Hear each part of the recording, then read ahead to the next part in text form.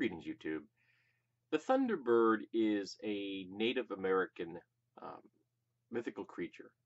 It exists in numerous Native American traditions. And the bird itself is about destruction and renewal, um, a common theme you see in numerous theistic traditions where you have a being that is about both destruction and renewal. Um, very much like the way life itself is. The life cycle itself is about the dying and rebirth. That's just how it works. Lots of traditions have these themes. Well, there's a video game out at the moment where you, the player, get to be the Thunderbird. And you get to fly across the plains, and you get to the mountains and such, and you get to renew caribou and buffalo, bringing them back to life. And you get to target oil pipelines and oil equipment and destroy them as aspects of humanity that are damaging the natural life cycle because they damage the natural life cycle. There isn't any way to build a huge ass pipeline without having some impact on the natural world. So this should be a blip in the video game radar out there, right? This is not going to attract a lot of AAA interest. Now, is it? Of course it isn't. But it has attracted some interest, and let me explain. But Toby Mack, president of the Energy Equipment and Infrastructure Alliance, said his group is concerned that the game could inspire users to do damage to actual pipeline infrastructure. We don't think there's any place for this kind of material being out there, he said.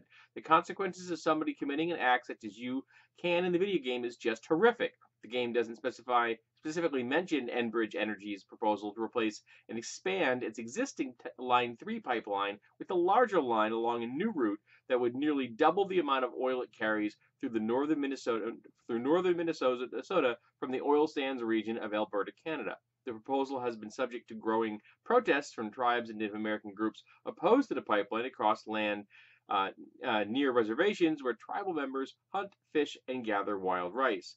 State regulators plan to make a final decision on the pipeline in April of 2018. So, okay, little backstory. I don't know if you're aware of this, but video games have elements of violence in them and have from pretty much day one.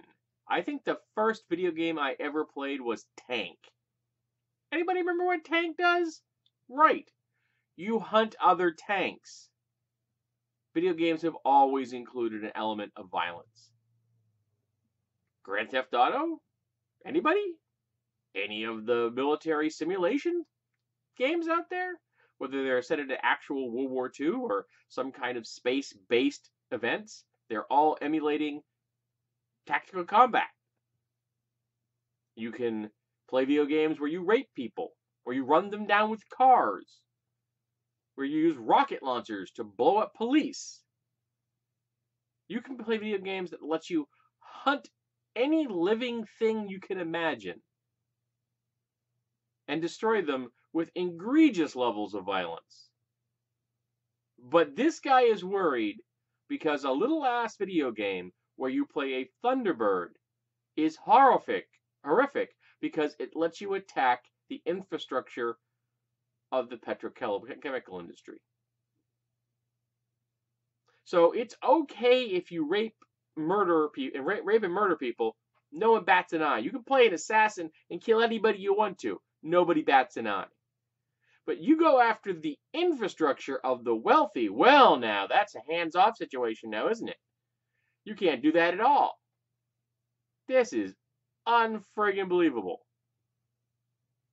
They're filing eco-terrorism charges against the manufacturers of this video game. Eco-terrorism for producing a video game about a mythical being helping to preserve the natural world. Yeah, well, let's see how many congressmen the Enbridge Energy Alliance has. So, because maybe this will actually have some legs. I guess we'll find out. Because remember, Murdering people, nobody cares. But you go after an oil pump, and well, now, that's a tragedy.